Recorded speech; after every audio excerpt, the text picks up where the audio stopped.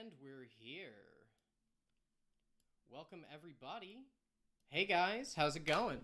I'm your host, Sophia, and with me today is Julien, Invicta, the founder of the channel. And today we are going to go over all of the episodes that we put out this month and one very special episode that's coming out tomorrow. But first things first, we're going to talk about Patreon. Yeah, sure. And I figured I'd say hi as well. Yeah, let's talk Patreon. I think this is the first thing I wanted to discuss just because we launched it a while ago, back when I was a ye little channel doing it by myself. Since then, we've expanded quite a lot in terms of what we do. So Soph being one of them, Christina, and we have a lot more contractors. So a lot more people on board. And as you'll see in today's kind of live stream, our ambitions are growing, especially as we move into true size. So essentially, ever since we started the Patreon, we've added more people and more ambitions. And so that makes the Patreon ever more important in order to help us fund some of this content. So I just wanted to give you all a reminder of kind of what our Patreon is. So the way we have it set up right now is that there's about 6 tiers. And you could buy in at whatever tier it makes sense for you financially, but we try and give some incentives for different levels. So some of the earlier ones, $1, $3, dollar donations gives you credit to our patron feed, voting. You appear in our video credits. And then at $5 a month, this is where we think the sweet spot is. And basically what we're showing on screen right now is it gets you access to HD art packages. So we make really awesome art. And then what we actually do after every episode is we package it up in a zip folder. It has both desktop resolution and mobile resolution versions of the art. And then we just ship that out to you guys, everyone at the $5 tier and above, so you can download them and do whatever you want. I have intermittently put them as the background for my phone or for my my work computer. And yeah, it's pretty cool stuff. And not only do you get access of everything moving forward, but you also get the art from all our backlogs. So it's actually a huge trove of content that you can pull. Beyond that, I think, like I said, $5 is probably the sweet spot, but anything above and beyond that gets you not only our thanks, but also a couple extra boons. So $10, you get a pinned comment in our video credits, pinned credit, your pinned name. And then at $20, we actually give you a subscription to one of the Car One Story Publishing magazines. So if you don't know them, they're awesome. They do Ancient World magazine. They do Medieval Warfare magazine, and some of these have been kind of changing their names over the years, but essentially we get you hooked up to them. Really awesome stuff. It's essentially like Invicta, but if it were like a magazine format. So great research, great presentation. They have awesome art and maps and diagrams. So that's a really awesome perk that we can give to the $20 tier. And then finally at the $50 tier, we get a little bit more one-on-one with people. And in particular, we make our artists available for them to do an art commission if someone wants it, pending any rules that might be inappropriate if it's overly violent or sexual, or if our artists just aren't capable of doing that style. But yeah, so that's basically the Patreon. Like I said, it'd be great if people could go there and support it. And it looks like one of the commenters is asking, are there examples of the art somewhere? Yes. So yeah, that's what we're showing on screen right now. Is there's a couple images of them, and maybe Soph, you could toggle over to that. Yep. And for the rest of this live stream, all of the art that's going to be shown on screen is available in the HD art download packages. That's what we're showcasing here. Yeah. Yeah. So that would be our big push is if we could get a couple more folks over on Patreon, it goes a long way. Like I said, having this extra source of revenue helps support the channel and allows us to do content that otherwise may not be advertiser friendly. Yeah, sometimes Yeah, the sponsors just don't want us to talk about prostitution, which we do want to talk about a lot. I know you guys have been asking, but sometimes that's got to be one of those Patreon funded videos because most people won't put their hands on it. Yeah, and this is the community support is important because it allows us to do content that, like I said, it isn't approved by the other people who fund the channel. And who is that? Well, the stakeholders are one. It's going to be the sponsors is one of them, and they won't necessarily curate what content you're covering. Sometimes if it's too sexual or too whatever, sometimes they'll have a red line. But for the most part, they're looking for content that has a guaranteed bang for your buck. Same thing goes for our kind of second monetization stream, which is the YouTube algorithm, which is always looking for whatever maximizes views.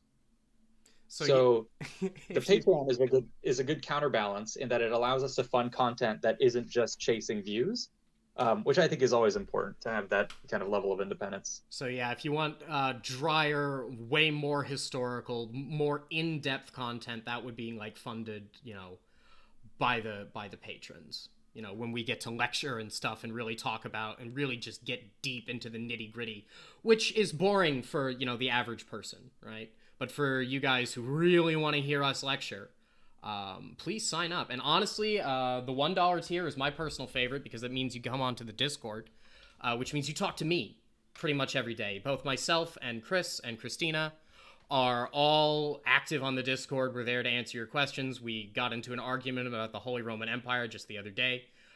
It's bad. The Holy Roman Empire is bad. But it was also the Roman Empire. I'm just going to say that for everybody. But yeah, you guys should come hang out with us. I think it'd be really cool. We're always around. I was talking to someone about phallic vases at like 11 p.m. last night. Nice. And then, yeah, the Patreon is also a sounding board where we can put out previews for content, run polls, and yeah, share a little bit more behind the scenes stuff. Oh, yeah, the patrons knew about the True Size back in like April or May when we first started collaging it together before it had even been put to 3D.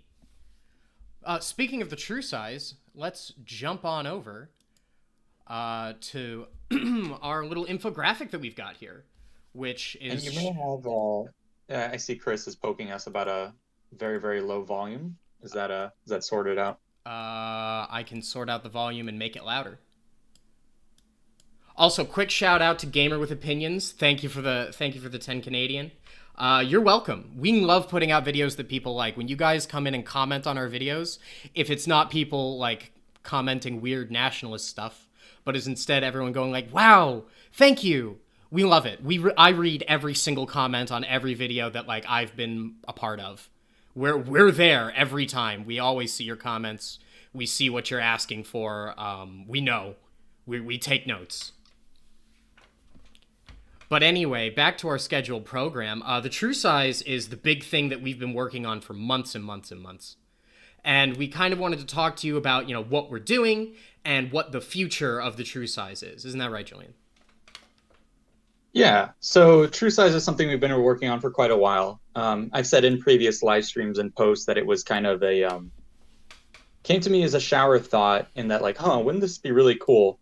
And my thought of it is, history obviously and reality takes place in 3 dimensions, so why shouldn't our retelling of history?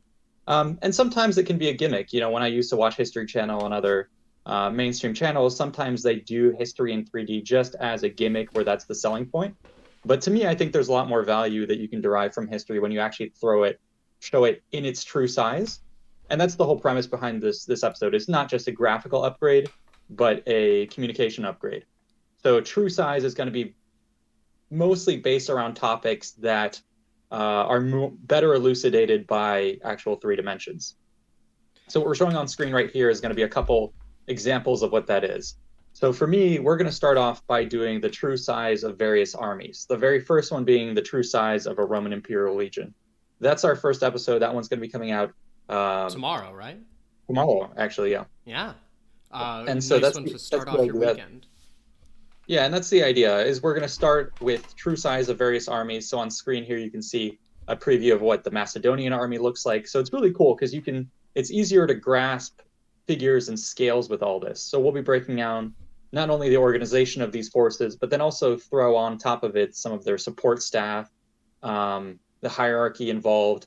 And that's where we'll start. And then what we're going to be doing over time is layering on more information. So not just doing armies, but starting to do explicit videos on their logistics or how a Roman army made its camp or what it looked like on the march. And we'll start to increase that. I think, can you scrub over to one of the other images of the Legion on the March? Yeah, I've got the Legion on the March on screen right now, actually. Oh, perfect. Yeah, I'm a little delayed. Yeah. So this is a good example of some stuff that we can start to show, which is, hey, we've described a full Legion, its elements. but what does it look like when it's actually on the march? So here's an example of one of the images that we brought to life, where a standard Roman road at its max was about could fit about 6 men wide. So take those 7,000 plus people from the legion, make them 6 wide, and how deep is that? And it turns out it stretches almost 2 kilometers, if not more, when you account for additional gaps or delays and things like that. It's incredibly And long. We're going to show you just how insanely long a Legion on the March is. It's like yes, it's ridiculous. It's no wonder that Varus and his boys got wrecked. When you yeah, and think about it. that's the important thing, which is like, okay, it's one thing to show, hey, 7,000 men lined up and to end is quite long, but then how does that inform us when it comes to understanding tactics or battles like Teutoburg? Because now you can really understand, like just looking at this image, assume there's an ambush on the rear guard of this column. How long is it going to take for the vanguard to figure that out? And what Really if they're stretched quickly, out double there are a that? couple of comments that I want to address. Suggestion Yeah. for future videos: can you please highlight the avatar of the person who is speaking? It helps us. Yeah, we've actually been talking about figuring out a way to do that for a while. I myself am hard of hearing. I'm deaf in my right ear, so I completely understand where you're coming from with auditory processing issues. And can we talk to you guys one-on-one if we become a $50 patron? Honestly, you can talk to us one-on-one if you become a $1 patron. I typically try to hang out in the Discord voice channels for a couple hours every day, just to see if anyone wants to talk. So far, no one's taken me up on it. But yeah, we're around, and you can absolutely, once you're in the Discord, we answer you. We can talk to you. But anyway, back to the true size. Yeah, no, it's a good point, and we should keep an eye on the comment section here, answer some questions live. But yeah, otherwise we can keep chugging along. I did want to toggle to the next image, which is the another thing that we can display, which is going to be the triplex axes, which is going to be the standard Roman Republic formation. So that's the type of stuff that starts to get pretty cool, where now that we have the actual units and their standard spacing and their size, we can get a sense of the dimensions of a full battlefield, which is great for understanding how it might have operated. Yeah, And then I was about to go ahead. say, one of the things that honestly surprised me while I was designing this video is how far apart all of the components of a legion are. Like the second line is a good 30 or 40 meters behind the first. Like there is so much space. If you've ever played a Total War game, usually you have your front line of infantry and then you have someone immediately behind them, right? You don't have that much space. But they needed it. If you're gonna wheel a group of 80 men around, they need to have enough room in every direction to wheel properly, which is just something that you don't think about. Yeah, and hopefully we'll be able to derive some novel conclusions from this. I mean, some of it is going to be we just don't have these figures in the sense that no Roman author explicitly says what dimensions are, except for maybe when it comes to like a camp. But a battlefield, it's quite rare to get that. So a lot of this is kind of speculative and reconstructive. But we can show them in our videos. And I would say we're going to also try and work with some researchers. One of them is Paul. He's, I believe, an entomologist by practice, but in his spare time is really interested in how swarms behave, particularly applying that to kind of ancient battles. So we'll be working with That's really cool. specialists like that to try and bring to life a battlefield in its true size. So yeah, it's all going to be in Unreal, which is a new territory for us, but I'm excited to explore it. Yeah, no, I think 3D is something we're going to be doing a lot of in the future, and we've been playing with landscapes recently too. Because I think the ultimate goal of the true size is to fully recreate a battle from the march to the fight to the tactics to the landscape. We want to be able to cover the whole thing in 3D, which is where we're going. Sweet. Well, with that being said, I guess let's just roll the video then. Oh yeah, roll footage. Here we go, ladies Yeah, and gentlemen. we'll roll some footage of the episode that's going to be going live tomorrow, but we're going to put it on mute, and we'll have it more as B-roll in the background just so you can observe it. And yeah, we can take this point to start talking about maybe some community questions while the B-roll is going. So I had some that were pre-pulled, and one of them was Muhammad Usman says, "I wish someone could make a video on how a Roman camp was built. I never understood how they could build such huge camps every day so quickly." And that one I think is a good point because that's ultimately the type of thing I want to answer in our videos, where we can show not only the size of a camp, but I'd really like to, when we put together these videos, it's not just recreating the dimensions, but also doing a lot of calculations behind the scenes. Oh, you So would when we not come up with believe. so I was going to say, when it comes to like, what does it take to build a camp? Well, not only do I want to recreate the dimensions correctly, but we'll be crunching the numbers when it comes to, okay, it's this dimension of palisade and it's this dimension of ditch. That equates to how much earth is being moved, how many trees are being felled, how much time that all takes to set up, and we'll be able to show all that stuff up. So it's going to be a really cool way to show kind of stuff that's typically hidden in deep academic articles and in Excel spreadsheets, but make it Speaking accessible. of deep academic articles and things that we can represent accurately in 3D, and so when I was researching for this episode and I was putting this all together, and we were figuring out, who were the Legion's officers, where did they stand in battle? A lot of, academic articles are speculative, right? We know that there's an Optio, we know that there's a Tesserarius, we know that there's a Centurion, we know that there's a Signifer, we know that these guys existed, but we don't really know where they stood. And there were lots of like 2D diagrams of like Republican maniples and like legionary cohorts, and there was a lot of like, there was some artistic attempt to show where these centurions might stay, but they were limited by the medium that they were choosing to represent. Whereas we can say, where would it make sense for the guy who's policing the formation to stand? If he's hitting everyone with a stick and he's keeping everyone from like getting out of formation, it makes sense that one would be in the back and one would be in the side, and we can like look at that.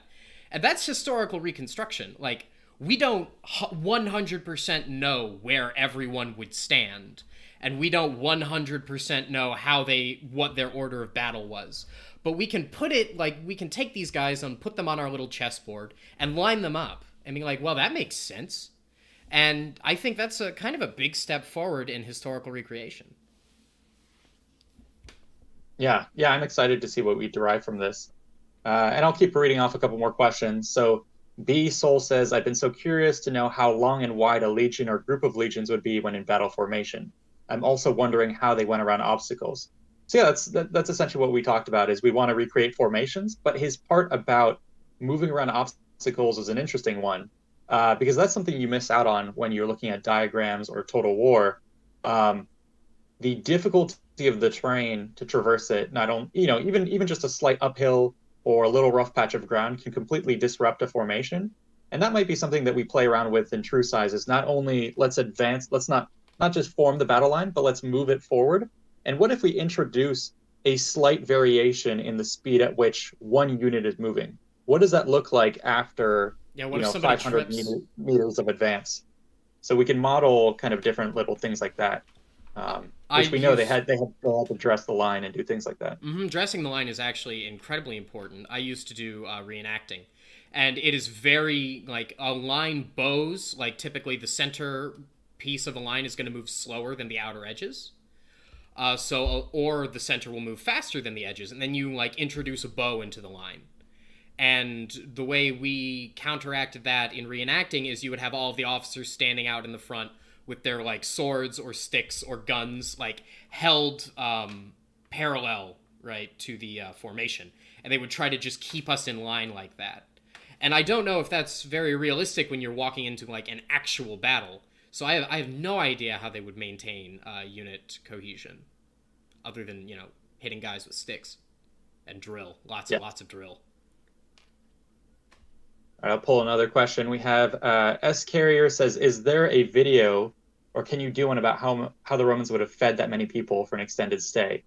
So yeah, that's another thing. That it would be cool to not only show a legion like we're doing here, but say, this is how much they consumed in a day, and literally show the amount of like, barrels of whatever. Let's assume they're eating barrels worth of food. And then we could say, okay, over a month's time, this is how many barrels or wagons full that they use. And then what I'd like to do further from that is derive each of those wagons, how much acreage of field is required to produce that amount of food. And then we can really, kind of go from there to really show what logistics means. Mean, once you really dip your toe into the nightmare that is logistics, like, you can't look back, because not only are we calculating the fields that the grain came from, you also have to think how much, were the oxen eating? How much were the donkeys eating? How much were the horses eating? How much were they drinking? Could they rely on natural sources of water? Did they have to bring water with them? How much wine did they carry? What did they carry it in? Like, actually feasibly feeding an army on the march, especially like without refrigeration, without the automobile, like, we're walking at like man speed. So it takes a lot of time, and the more time that it takes, the more food you got to eat. That's just simple. And there's a reason that ancient armies couldn't actually rely on their own supply lines. Like, they just couldn't carry enough. There comes a point where you're carrying so much that it slows you down, that you're consuming more supplies than you actually, like, can bring. Like, there's a diminishing returns, I think is the term. Yes. And actually, I was gonna point out in chat, Guy Michaels, our main narrator, is asking some questions on how they had access to clean water. But yeah, that's another super important point. We did a video on Roman logistics a long time ago, and this would apply to other armies. But basically, food is the main thing that they carry around. It's very impractical to carry around water. So you would essentially just hop between water sources. How do you do that? So typically you encamp by a river, or you dig wells, or in some cases, there might be a local population center that has a canal or something. So you're trying to navigate between those sources of water. How do you know where those are? Well, that's the point of the scouts and the forces ahead of your army. Is they are essentially, they're like the front part of an ant swarm, where they're kind of running around trying to find your source of nutrition, and then they report back, and then the whole army descends and drinks it dry. Is kind of how that works. Yeah, I'm thinking about the description of Xerxes' army when he invaded Greece, where they would come up to a river, and like by the time the back of the army got to the river, the rest of the army had drunk the whole thing dry. Now, is that true? Maybe not. But it is an excellent example of just, like, Xerxes was pulling along maybe like 100,000 men, which is an insane number, especially for that day and age. And yeah, they caused so much ecological devastation that when Xerxes and his men retreated, right, when they pulled out of Greece, there was nothing to eat on the way back. And most of the host that he brought with him died on the return journey because they had just destroyed all food sources between them and home on the way out.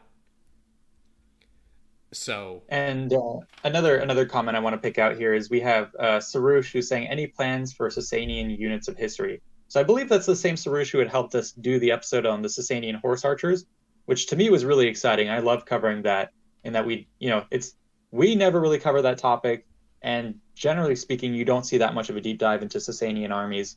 So yeah, to answer his question, are we going to do more units? The answer is yes. I know we've been coordinating with Sarush to do additional episodes. We kind of petered out in the initiative to push that, but it's still our intent to do it. Kind of behind the scenes, we had our focus here on True Size and some other episodes. But yes, we would like to go back and do more Sasanians. I think the heavy cavalry would be great, as well as the various supporting infantry. The Dialymites would be really awesome. And yeah, we'll definitely be returning to that. Yeah, hey Sarush, ping us in the Discord. Remind us that you're here. Oh, he has been. Oh, so that's on us. Okay, good. Yeah, it's on us. And I guess the other thing that we're doing now is on screen you can see us we're down in the meat of the Legion, looking at the different units. So I'll pull out some questions that people had when we showed the preview. So one of them said, Mr. Enric98 says, only 10 doctors for a Legion looks insufficient, especially after a battle. And that was mirrored by Gremlin with a Gun, who says something similar to say, only 30 medical staff, while Roman doctors and nurses were definitely overworked. So that's an interesting point. So a lot of what we're showing here, some of it is based in numbers or agreed upon consensus from historians.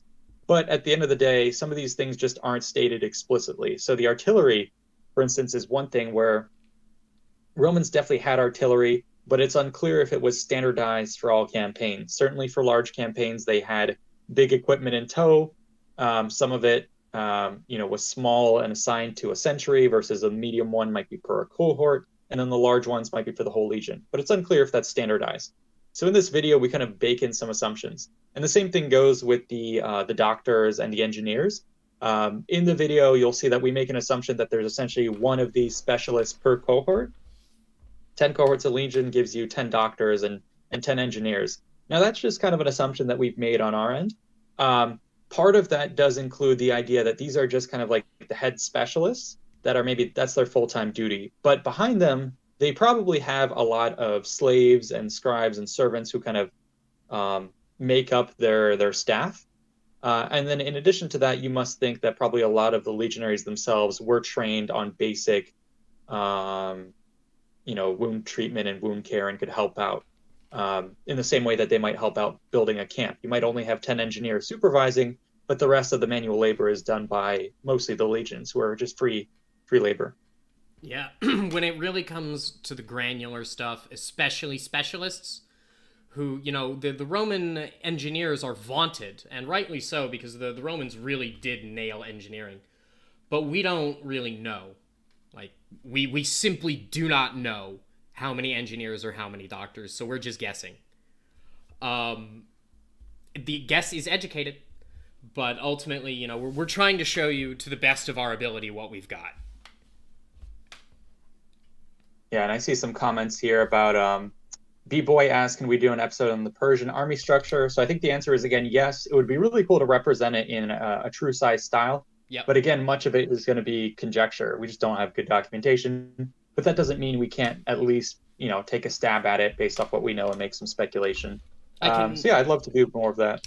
I can tell you what I know right now, which is that the Persian military structure directly influenced the Macedonian military structure. This is going to come up in later true size episodes, but the Greeks, like the Spartans, the Athenians, the Thebans, all of their units, much like the Romans, are in base 8, right? 8 men is the smallest squad available, or perhaps 4 men. Whereas the Persians and the Macedonians formed their armies up in base 5. And we're pretty sure that the Persians did it first, and then the Macedonians adopted it from them. So there is some stuff that we can really go into when it comes to the Persian military and by extent and its influence on all the surrounding militaries. But right now, we don't actually have a Persian specialist on staff. It would probably just be myself and Julien doing independent research to try and figure everything out. Which is, that's the result of a lot of this work. It's both myself and Julien. I'm a medievalist. Julien is, I would call him a classicist at this point. You've been doing it for so long, man. But, we're the ones who put this together. If there are any specialists in the chat, sing out. We would love to know.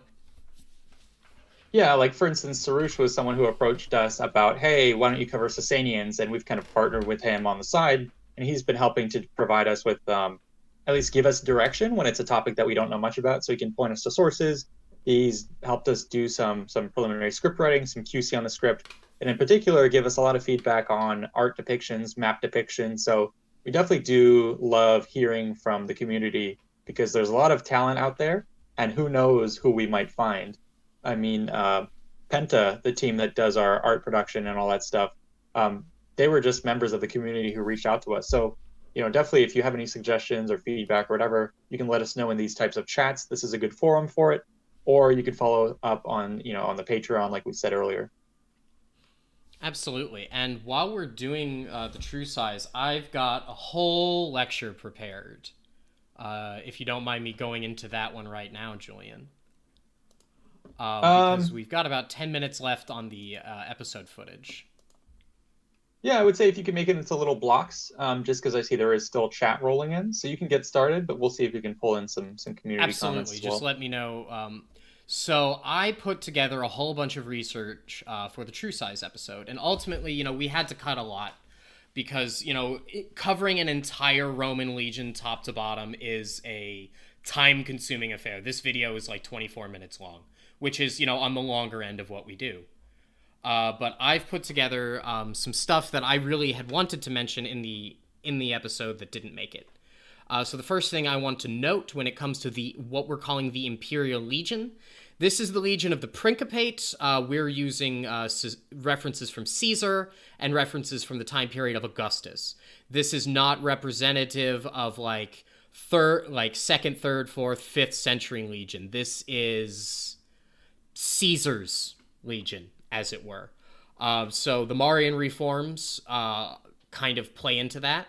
And I actually did want to talk about the Marian reforms for a second. The Marian reforms by Gaius Marius were an act of opportunity. Like, this wasn't like premeditated. You think the word reform, you think a bunch of guys sitting around with papers deciding how the army should look. But in 107 BC, Gaius Marius was sent in to replace the commander of the Roman forces of Numidia, but the Senate hated him, and they wouldn't let him raise new legions. He could only take volunteers, so he essentially opened up the army's rolls to the poorest citizens of Rome and said, even if you don't own land, you can come join up and take booty. Now, take booty, huh? Marius, he probably wasn't the first guy to do this. The Marian reforms are probably more of a formalization of something that had already been common practice. The Roman state was always like hurting for manpower. The way they won most of their wars was simply by dying more than everybody else. So while we can attribute them to Gaius Marius and we can call them deliberate, you should know that, like, this was part of a long train that had been chugging. When it comes to joining the legions, it was only free men. No slaves allowed. It was, and if you were a slave who wanted to join the legion, it would have to be during a time of crisis. Like after the destruction of the legions at Teutoburg, there were a bunch of, slaves that were freed in return for service in the legion. But, yeah, you had to be free. Men would join the legion for the same reasons that men have been joining the military since the ages of the Romans. And it's because they were poor and saw it as a chance to move up in society. The rich joined the military to further their political careers and gain power, and the poor joined the legions because they offered food, clothing, pay, and medical service. Legionaries also had legal protections. Juvenal, in his satires, notes that it's almost impossible to bring a lawsuit against a serving legionary. And if these legionaries managed to complete 25 years of service, they would be paid out with either a plot of farmland or an equivalent amount of cash. But during those 25 years, a legionary could not marry. He was subject to extremely harsh discipline. The Roman default for discipline was corporal punishment.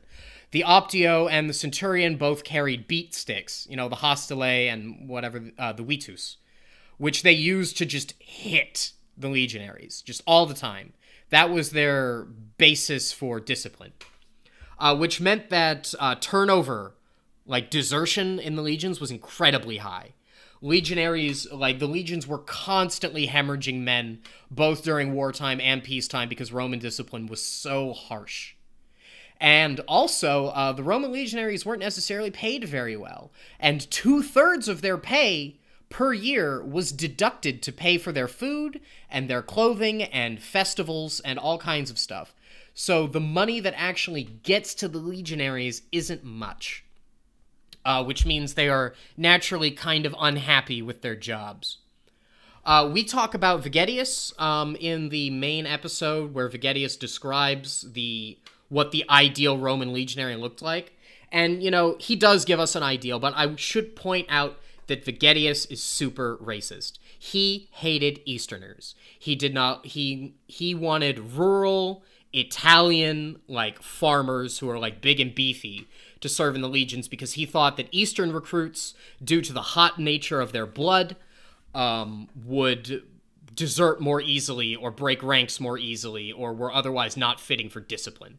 And this reflects medical prejudices and racial prejudices of his time.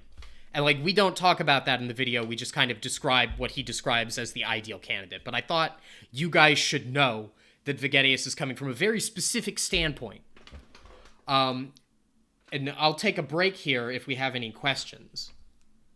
Well, I was going to say, it looks like there was a Gamer with Opinions made a post, and he says, one little gem of the Marian reforms is that Marius modified the pilum with Popperovitz to snap upon impact. He was the sole provider of new heads of Pili. So that's an interesting comment. It's a business decision? He owned foundries? So I've heard about the pilum being intentionally meant to be deformed, but this is the first time I hear it in the context of Marius, let alone in the context of it being a business scheme. Yeah, I never heard that before. I don't know where this comes from. I even know that the idea that it was meant to be deformed and not to be thrown back is debated. Yeah, whether or not they were supposed to bend and mess up with enemy shields, or if they were just made of lead and thus lead's bendy. but it's also easy to make Yeah. stuff out of. I mean, I think it's definitely supposed to be, weighted, meant to penetrate shields, and meant to, you can double as a spear. But I don't think that's just more about penetration, and I don't think the bendiness of it was meant to not be thrown back. Yeah, Yeah. honestly, weapons are not my forte. I'm more of a political historian. So when it comes to actual material culture, I couldn't tell you much. Yeah, and Gamer with Opinions is saying yes, factories. So he might have owned factories. I don't think I've heard that before. Yeah, But I've never anyways, heard that. we may uncover something along those lines. We'll see when we do something on the Roman Fabrica, which I would like to do at some point this year or early next year, which is, well, how did the Roman arms manufacturing kind of military complex work at all? The military-industrial complex of ancient Rome. Yeah, that'll be super interesting. So I've got about half of this little lecture to go. So actual recruitment. How did you get recruited into the legions? So recruiting parties were sent out by the provincial governor. So each individual provincial governor was responsible for delivering a tithe of legionaries per year, essentially.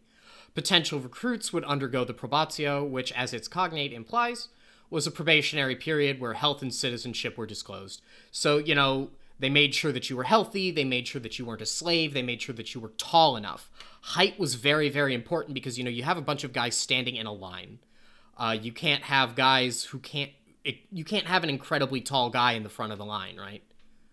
And legionaries were ideally all the same-ish height. And after Christianity hit the scene, religion became important. Because, before then, everyone kind of had their own household gods. It didn't really matter. But the Christians were pacifists. And so I took this quote from the life of Saint Maximilian. This is in the 4th century AD, 300s-ish. So let me just read this off to you really quickly. So he was the son of Victor, a Christian soldier in Numidia.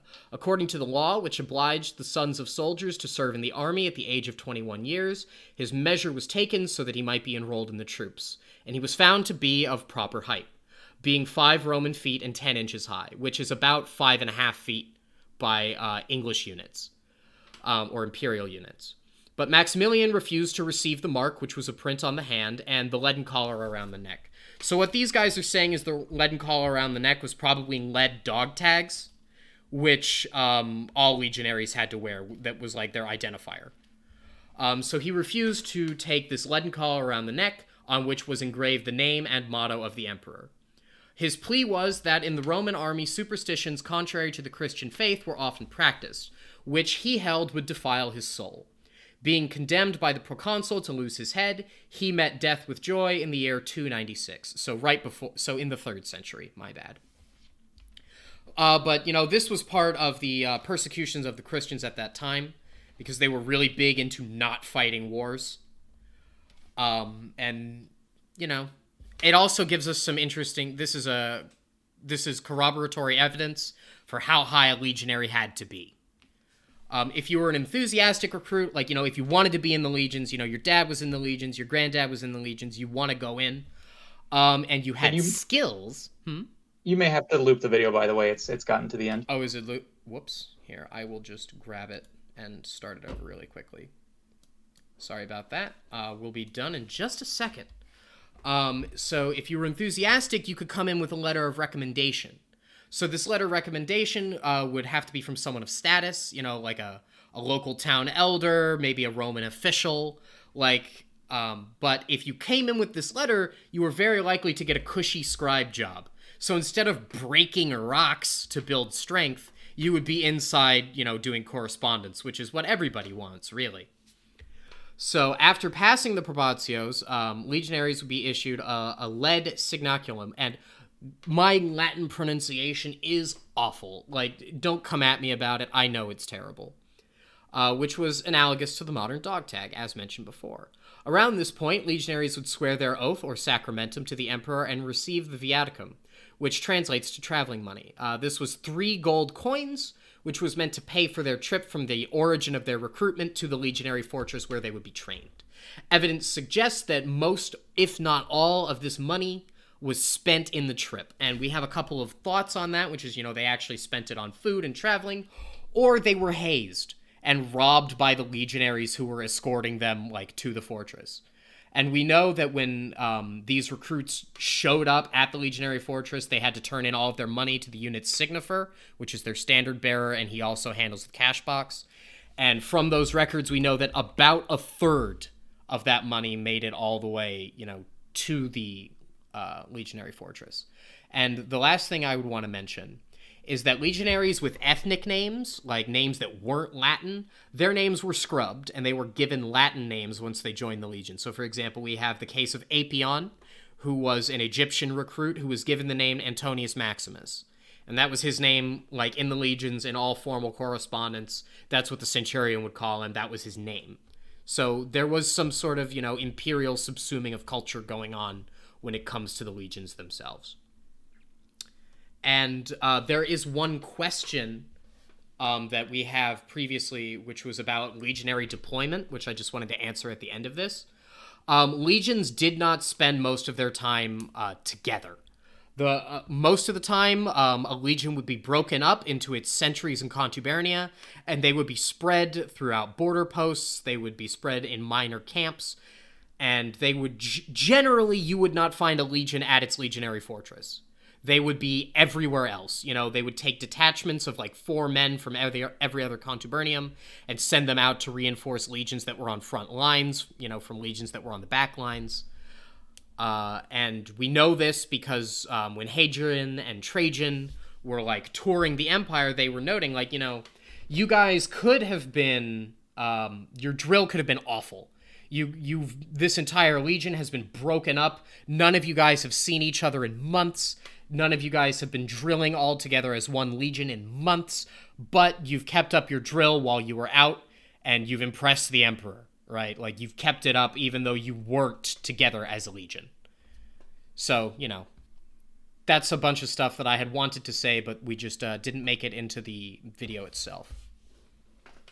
Yeah, and I think there'll be a way to put that in there. I would love to do a true size of a Roman soldier joins legions, and it could almost be, trace the journey, where he's. We could do a map, and we could do all this stuff about the stages, like you quoted there. It'd be kind of cool. Mm-hmm. But yeah, I think we can start wrapping up on true size. I did want to point out we do have Miguel Vallejos, who's been posting a lot in the chat.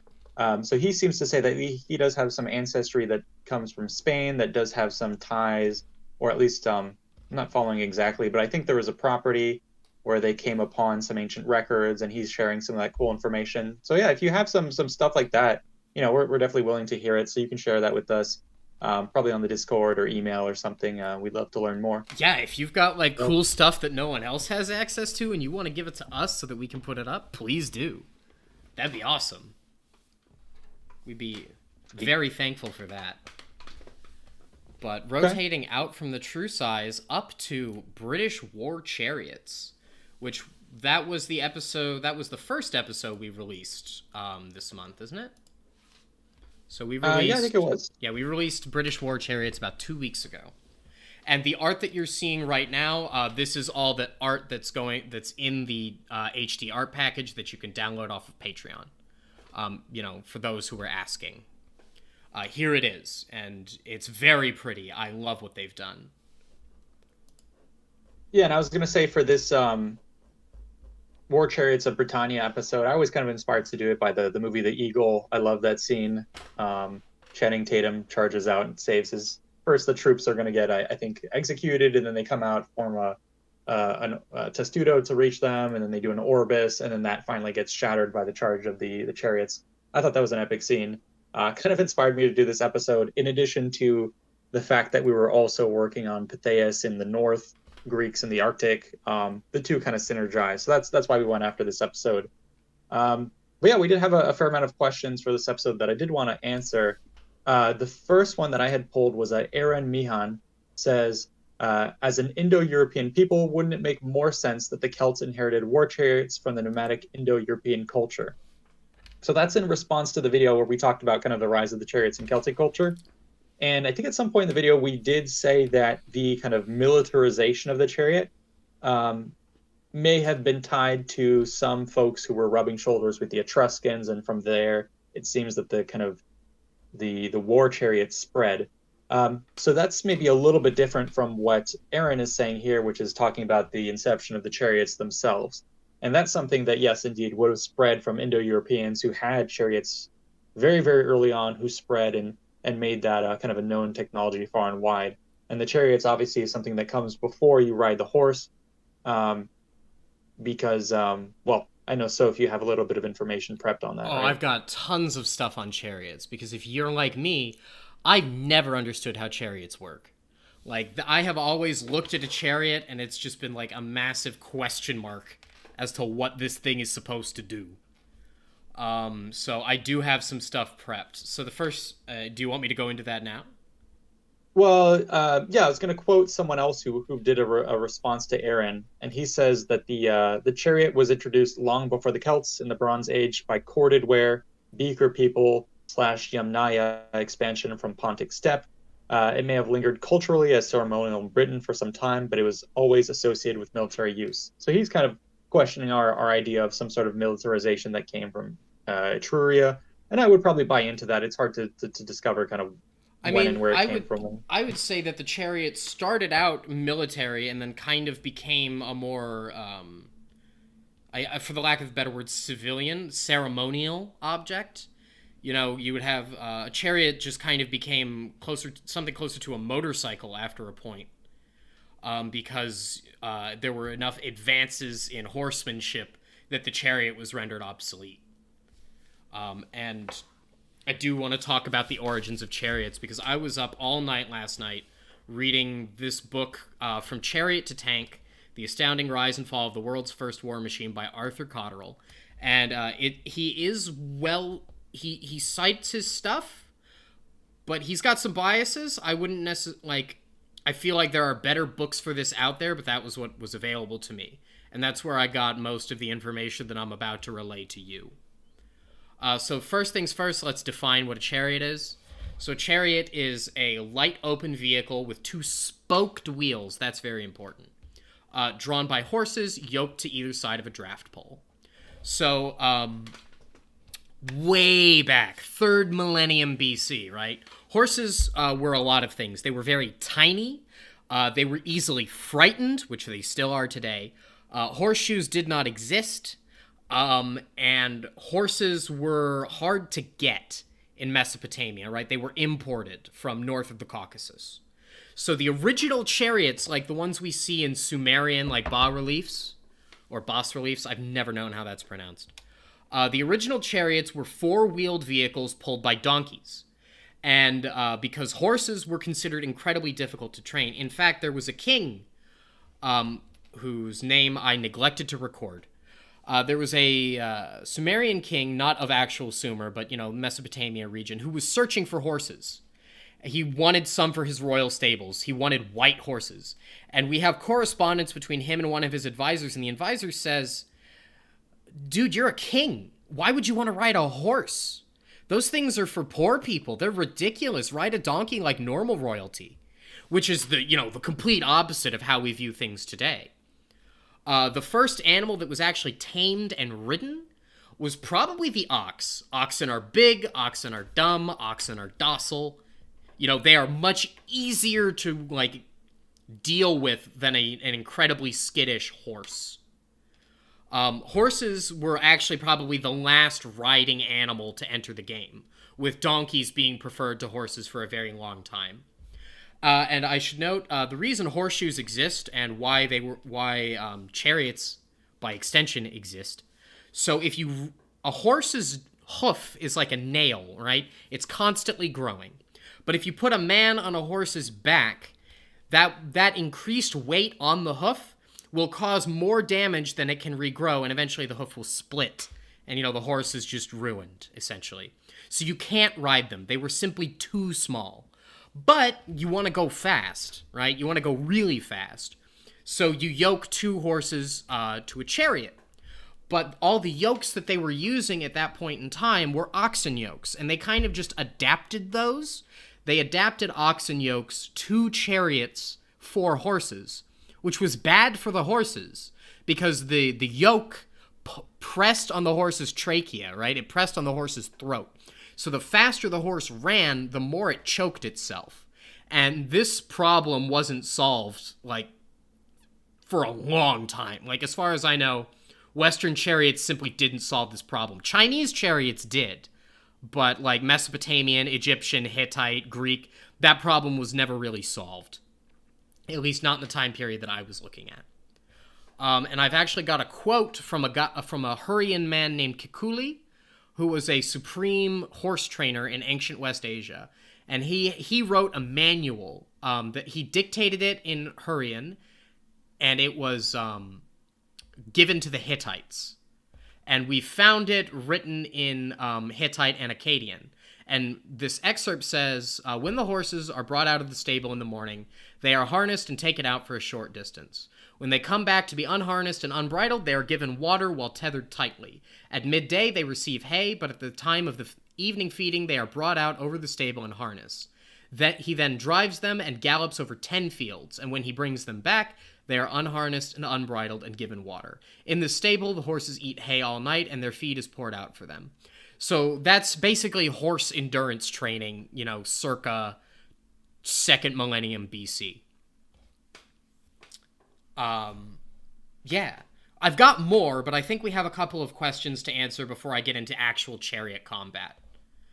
Yeah, I wanted to bring one up. So you were talking about various innovations that made chariots possible, and they evolved over time. Some people pointed out that we missed a couple things in the British war chariots. The first one is Kane O'Brien says 10 minutes in, and you have failed to mention the British Celts' invention of suspension. And David Bocquelet follows this up with saying, one thing that struck me during a reconstruction with Mike Loads was the suspension system of these chariots. The central platform was separate from the main chassis and connected by some strapping. This way, the warrior standing on it was completely disconnected to the terrain or oscillations of the chariot. It was the first fire stabilization system. So yeah, I actually didn't stumble upon that, unfortunately, when I was doing my research and missed that. So I'm not sure if that is like a confirmed thing or if people speculate that they did invent it or if there's maybe a half indication based off records. I mean, I could say like one thing, which is that Egyptian and Hittite chariots, typically the floor of the chariot that they stood on was not made of wood, but it was rather made of woven leather thongs so that they could kind of bounce up and down. And it also kept the chariot light, because keeping the chariot light was very important because that prevented the horse from choking itself, which lets you go faster. I don't know about this separate, separate system where it's connected by leather thongs, to the wheels. I couldn't speak to that at all, but I can say that, leather meshes to provide some sort of, springiness were used in Eastern chariots. Yeah, and it makes sense to try and dampen the amount of shock that you get, because you can imagine that's going to be crazy to try and ride in these things. Yeah, you can get speed, but every little bump and divot is going to throw you potentially off. And we had some other people asking, oh my God, the warrior, so David Hughes, for instance, said, the warrior on board must have had phenomenal balance, not just to fight, but to not be thrown off during sudden shifts in speed and direction. Well, that's why chariots usually had two people. It was so that the guy who actually did the fighting could steady himself on the other guy's shoulder. Usually, people were part of the suspension platform here, right? The driver and the rails on the side as well. Yeah, and the rails on the side. But the rails were just as bumpy, so you kind of...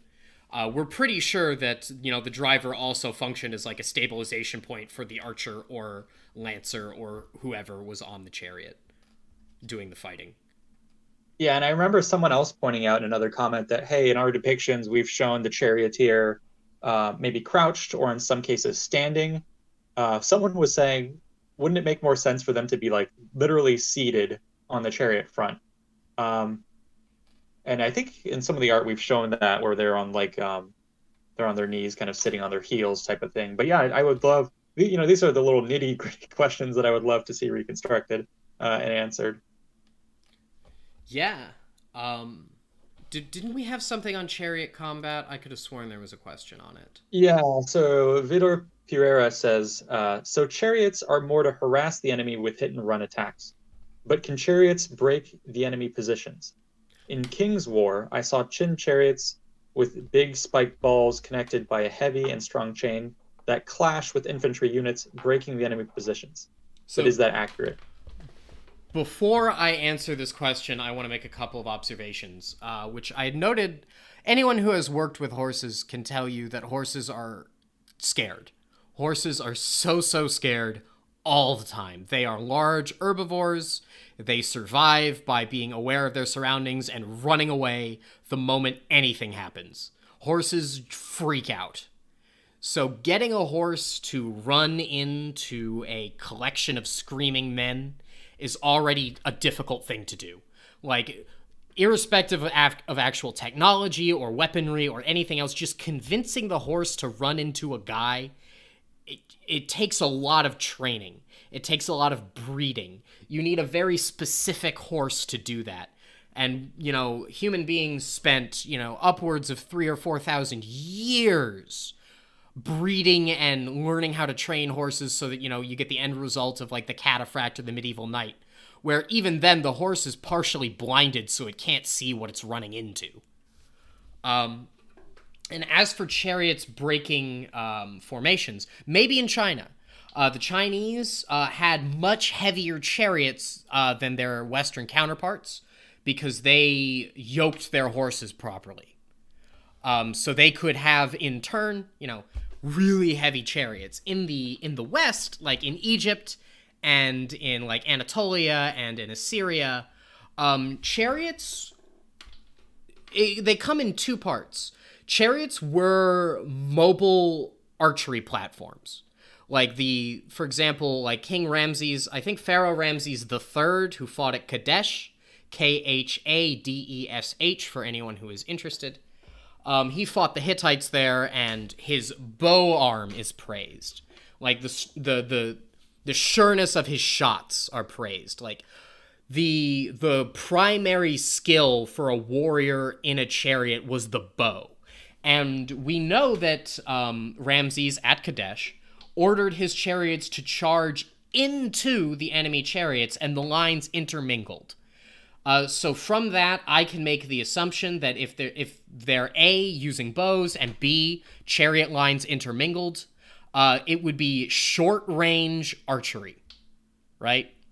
And there are depictions of charioteers with spears. The current theory is that those spears were actually to fend off infantry, because the perfect counter to the chariot is fast-running skirmishers who can isolate a chariot and kill the horses, which is probably what the chariots were doing to each other. Once the chariot can't move, it's just 2 to 3 guys stuck in the middle of a battlefield. So it's likely that they were killing each other's horses. Also because horses couldn't be easily replaced during this point in time. Horse breeding hadn't been mastered.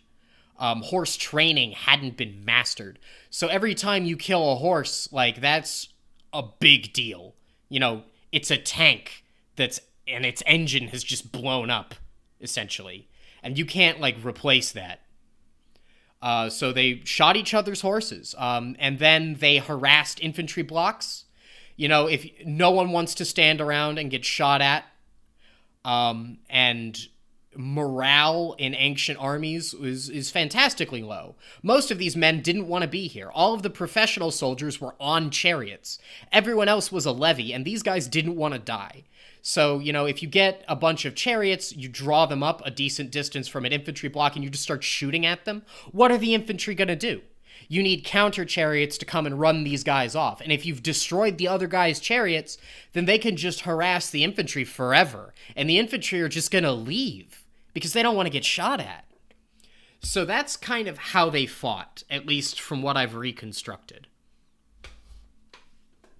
Yeah, and in particular, Caesar, in his commentaries, notes them as being, one, he's kind of impressed by them, the level of control, but also tactically, in the way that they combine the speed of cavalry with the flexibility of infantry, in the sense that they can dismount and hold ground, versus cavalry are not necessarily well known for holding ground. So he is quite impressed with them, although in his campaigns, and in the Roman campaigns, they don't seem to have done too much, except when they're used heavily for hit and run, skirmishing, chasing down Romans. So yeah, they're very good against leveraging the speed of the cavalry and then disrupting loose formations. But like Soph said, against a formed block of men, it's a game of chicken. Who's going to blink first, the men or the horse? And whichever one probably gets the advantage. The main thing being is that if the horse blinks, well, it can get out of there pretty quick. Yeah, horses are good at running away. That's what they're built for. The horse is the coward's animal. It is so good at running away, which is great for the horse, usually.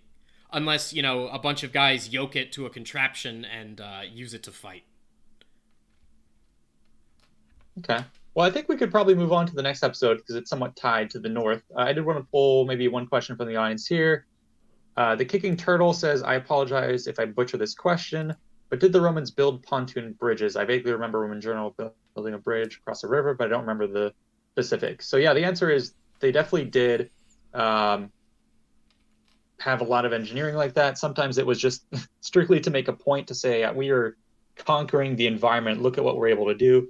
Caesar family does this to cross the Rhine and just probe into Germania. Later, I think the same thing is done with the Danube when the Romans are campaigning against the Dacians. So yeah, they definitely were well known for building bridges. So were other armies. Crossing of the Hellespont was a big bridge facilitated by the use of ships. So there's all kinds of technologies, and yeah, maybe we could do an episode on the true size of that as well. Because that's wasn't it Nero or Caligula who used a bunch of ships to make a platform?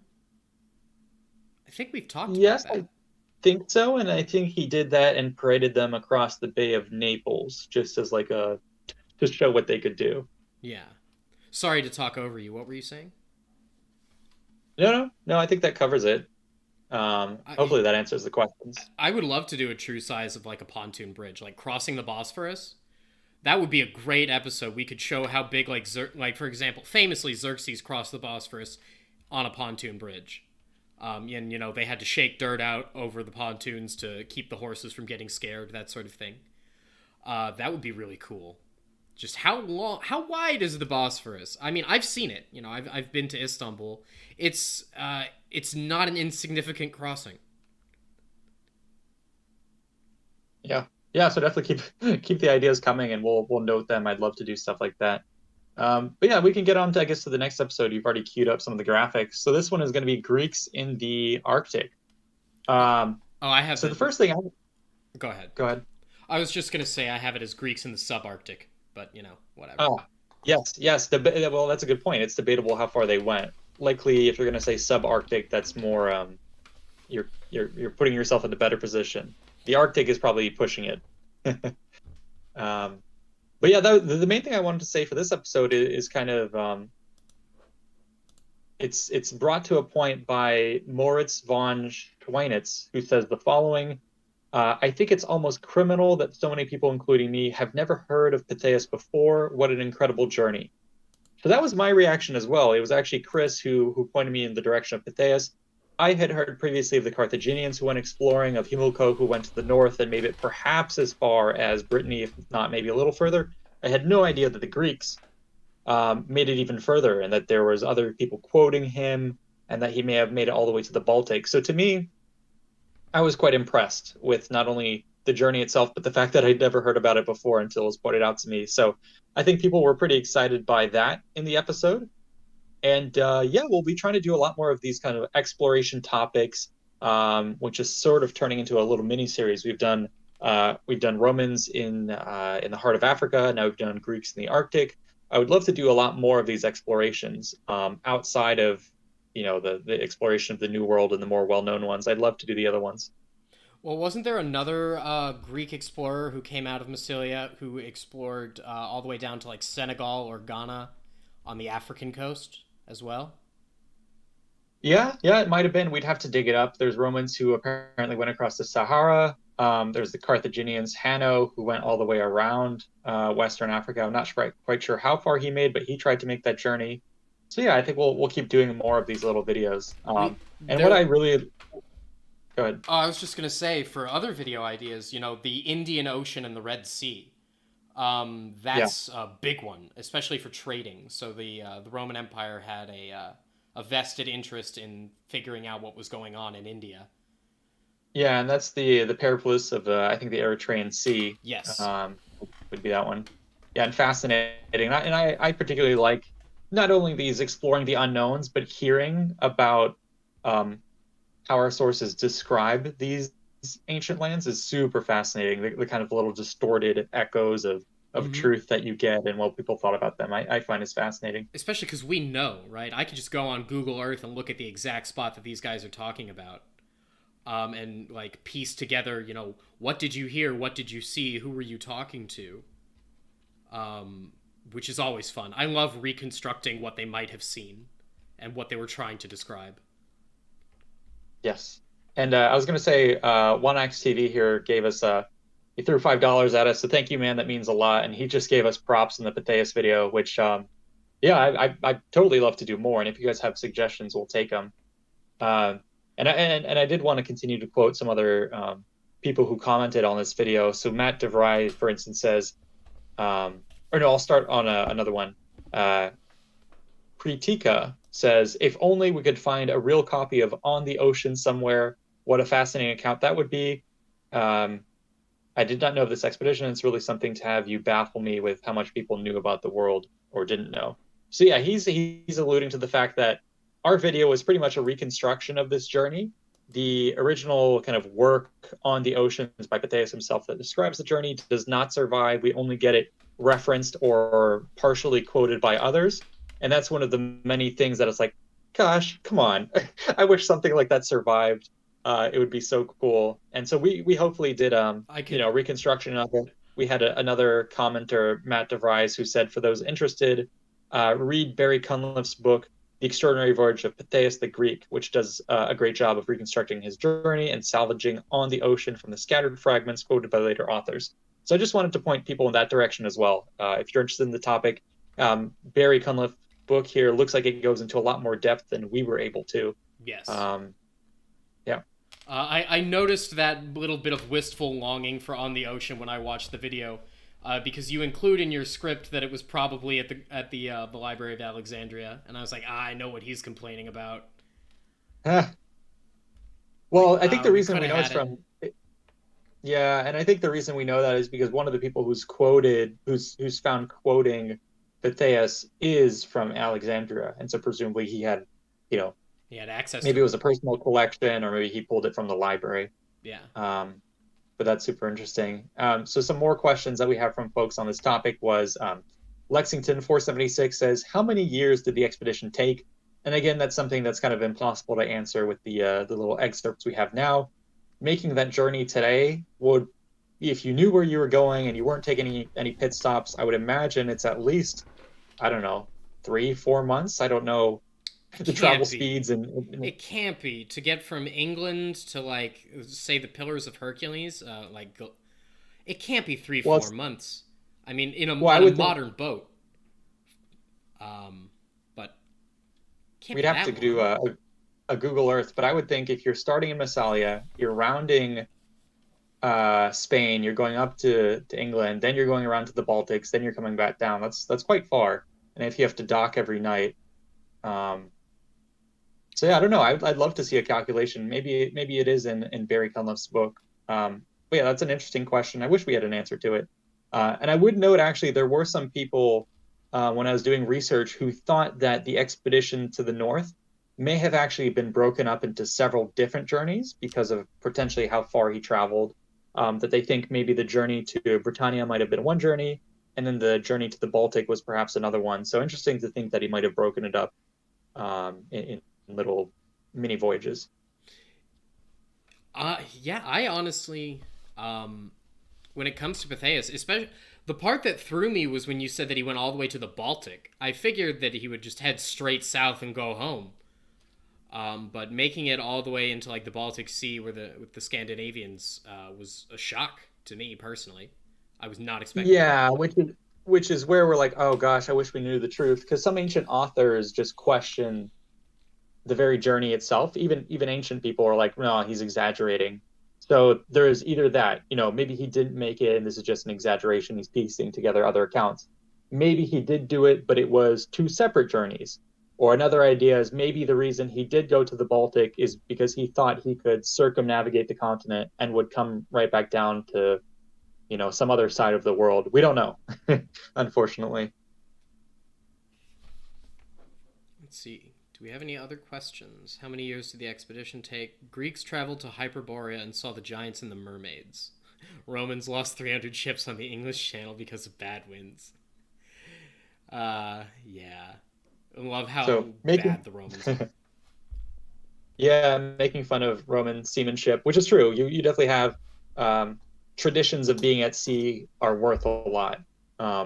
Knowing when to spot the poor winds or shoals at sea or how to make your way around the world is definitely an art. And we see that during the First Punic War when the Romans lose, hundreds of thousands of men just due to not knowing how to navigate, even just, their backyard, so to speak. Mm-hmm.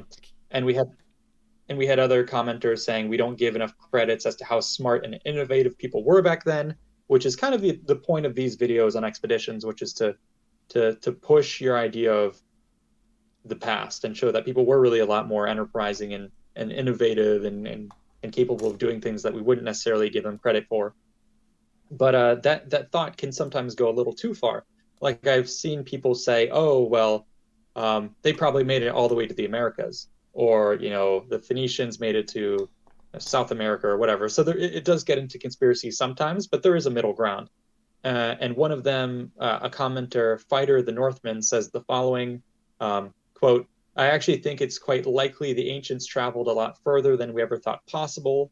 But he caveats this and he says, in isolated incidents, it would be fairly unlikely that these people would make it all the way back home many times. And it'd be even more likely that these sources did not survive if they were ever written down.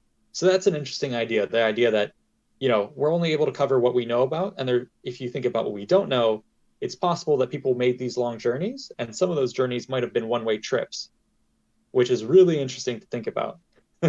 Where did these kind of shipwrecked people end up? And I think that's how at least the ancients thought that the Balearic Islands were populated. Yeah. And that I think that it was, I think it was Trojans who were blown away after the Trojan War and were shipwrecked on the Balearics, and then that became the population. Well, so there was this idea of shipwrecked folks. I mean, the idea of shipwrecked Trojans is definitely a common one. For example, in the Aeneid, right? Aeneas gets shipwrecked like on the shores of Carthage, and he sort of kind of but doesn't actually marry Dido, and they hang out there for a while.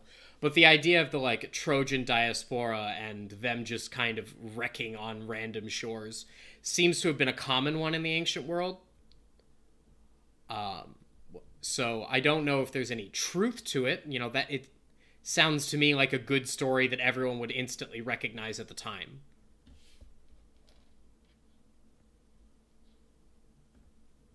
Yeah. And I'm sorry, I'm going back through the comments. It looks like people are discussing a little bit about okay. The kicking turtle here is dropping a lot of information, which is good. So yeah, if you have some access to sources, push them our way, and we'd love to cover that. I see people here are discussing if we could do a video about the roots of the Finns and other Scandinavian cultures and various groups. So yeah, I think this is definitely stuff that we'll eventually get to. But yeah, if you guys have any specific topics of interest, or especially sources or lead-ins for our inquiries, those are very helpful for us. Yeah, give us a place to start, and we will absolutely take it and run.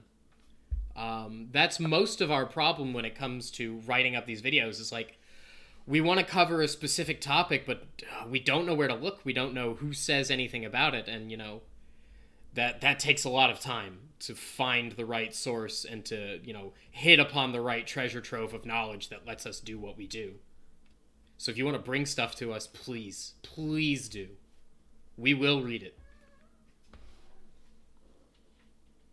All right. Well, is there anything else you wanted to cover for Greeks in the subarctic, or did you want to move on to our next one? I didn't have anything myself on the Greeks in the subarctic.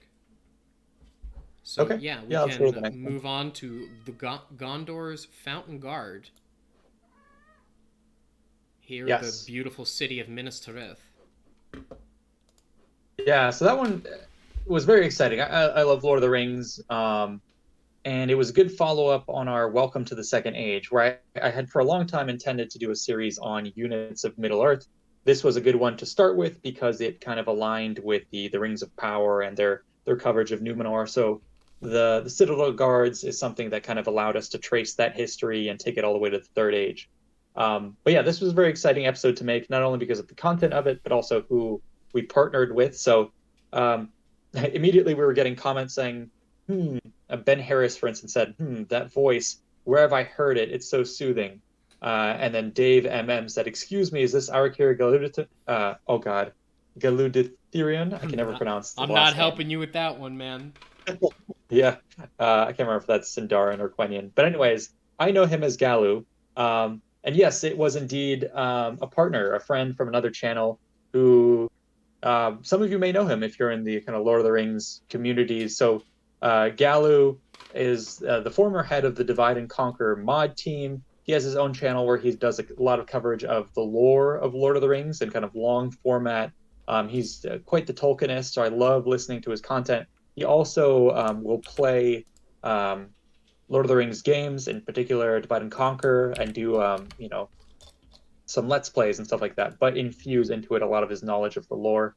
So he was awesome to work with. He'd worked with us a long time ago on doing a couple episodes on the Lake Town Guard and some other episodes. So it was great to have him back.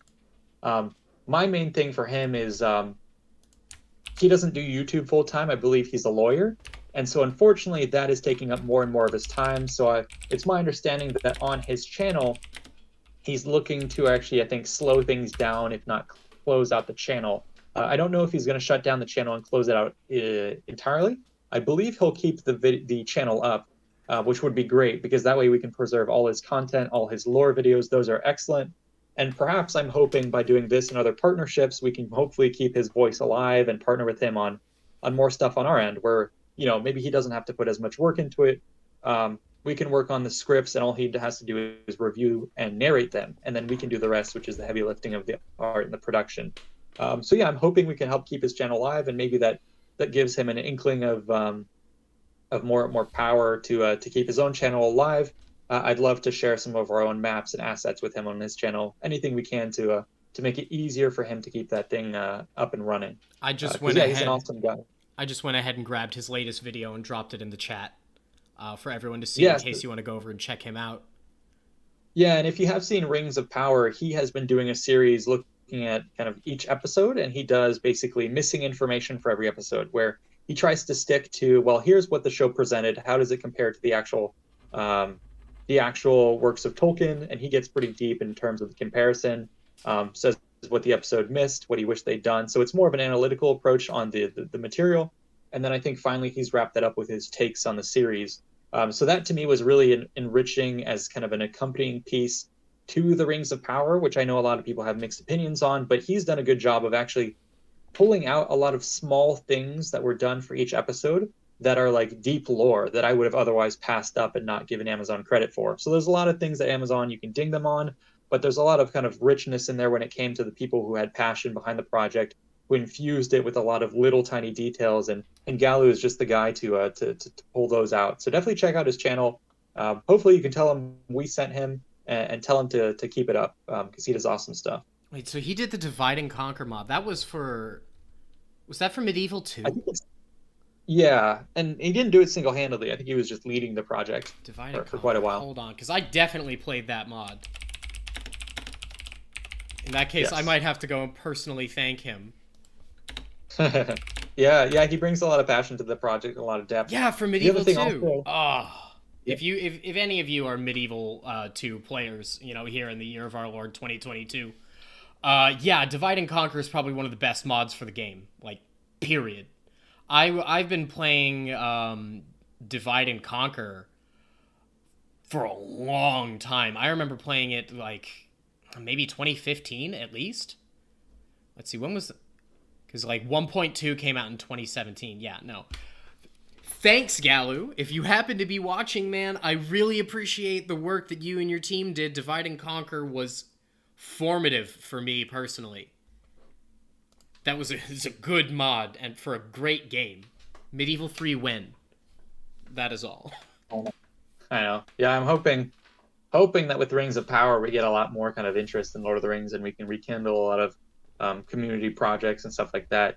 The other person I wanted to shout out for this video was a lot of the maps that you're seeing in the episode and all our Lord of the Rings stuff is stuff that we commissioned actually from an independent artist. His name is L'Arpenteur. So he's French. Oh no, we're So it's bullying him now. He's gonna get time to butcher some French on stream. well, I'm French, so hopefully I can pronounce it well. So he's L'Arpenteur Cartography, and he does really, really good stuff. So you can check him out on ArtStation. But yeah, he's partnered up with us to do some super detailed maps of not only Middle Earth from the second and third age, but also some kind of inset regional map. So we did use his Gondor map. We have another one for Rohan, and we'll continue to commission these other maps from him because they're just splendid. The They're style is phenomenal. gorgeous. Yeah, they're super pretty. The entire production team spent at least 30 minutes cooing over these maps, guys. Like, they're so detailed. Like, you can just keep zooming in and still, like, find stuff. Which is really good for us because we want to, like, fine-tune things. Because eventually we're going to do, you know, Erdelad and the Shire and Old Arnor, and we want to really zoom in those maps at some point. And they're gorgeous. But yeah. Yeah, so I'm typing up trying to find him in ArtStation. But yeah, we'll probably add it to the video description later if you can look him up. But yeah, he does really awesome stuff. So one of our questions here was, I thought the Citadel Guards and the Fountain Guards were two different guards. Yeah, so that's okay. Now we can get into the contents of the video. So yeah, that's one of the main things for this episode is there's a lot of kind of vagaries when it comes to some Tolkien works. The Citadel Guards, Guards of the Fountain Court, there's a bunch of different kind of guards that kind of get mentioned in various contexts but we have to kind of turn fantasy into reality. And so in part of that interpretation, we've kind of assumed that they were one and the same. It's possible in the mind of Tolkien that they were separate and had different functions, but without that necessary information, we kind of necessarily have to cobble together various ideas to make them presentable. So that's why, for instance, we drew a continuity between the guard of, Gondor in the Third Age to the guards that would have been present in the very start of like Numenor. So we had to draw some of that continuity and kind of smooth things over and coalesce them just for the sake of the video, whereas perhaps they were separate. But I think for the most part, the lore is somewhat vague in that sense. I gotta say, we have stepped into a minefield when it comes to approaching Tolkienian lore, because of the Tolkienian scholars that I have met are quite passionate about what they do, I must say. So hopefully they won't rake us over the coals too hard. Yeah, and I figured we could keep addressing some of these comments that people left us for the Lord of the Rings, but I did want to interject with Vardek in the comment says, please go back to historical things. This was something that we had seen mirrored in some other comments. Someone said, yeah, I sub for actual history, not fiction. Unsubbed, plus do not recommend the channel.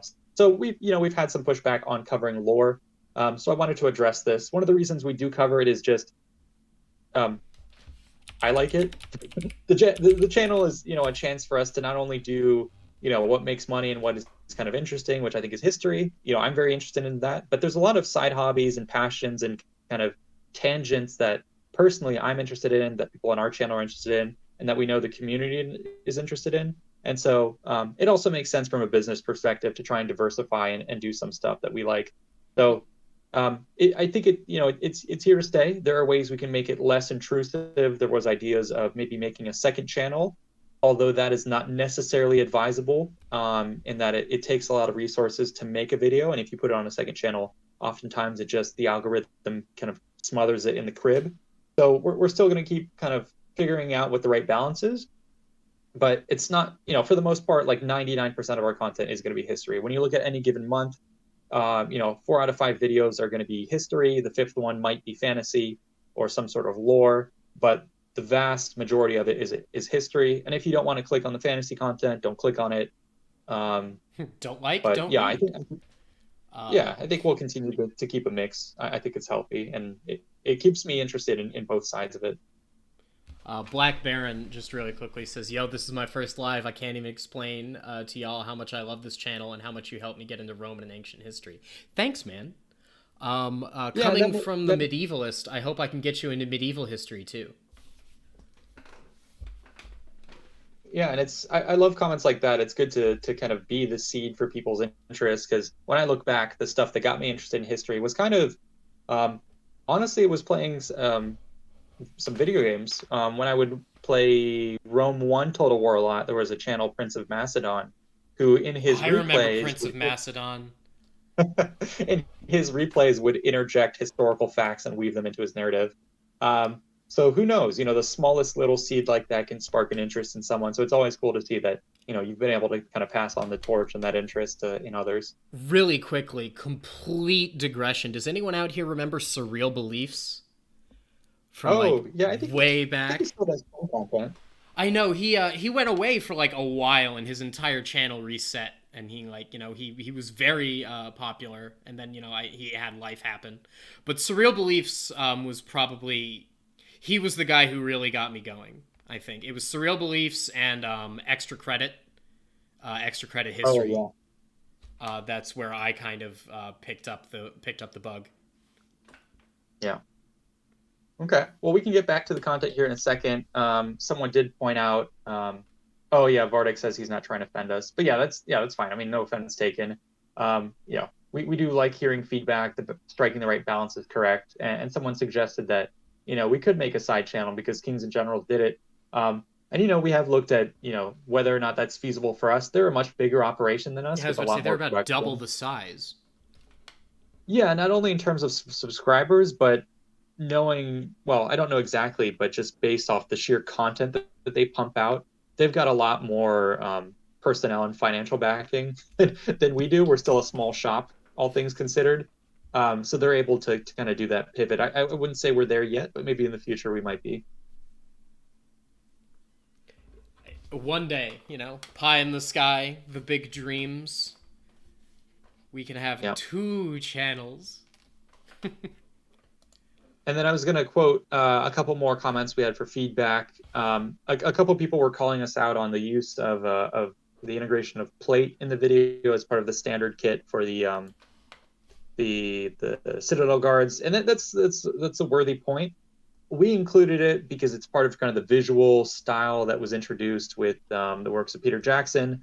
But when you actually go to the source material, plate is never really mentioned specifically in this context. There are some references to plate, I believe, for some of the cavalry. I think Prince Imrahil or some of the Knights of Dol Amroth, maybe it appears here and there, but it's definitely not a standard issue kit. For the most part, you see people wearing chainmail or scale mail, but never plate. So that's definitely something that was noted. So yeah, I think in the future we might have to be a little bit more careful with staying canonical versus not. But that's it's sometimes a fine line between what is accepted as like part of the lore when it passes on beyond the original author. What do you include as lore? Well, that starts to get a little tricky. There's the lore, and then there's also the very real thing of we're taking a lot of stuff and we're doing, the Pentacreate team is doing art for us, right? And we have to, tell them what we want, which means we have to rely a lot on visual references.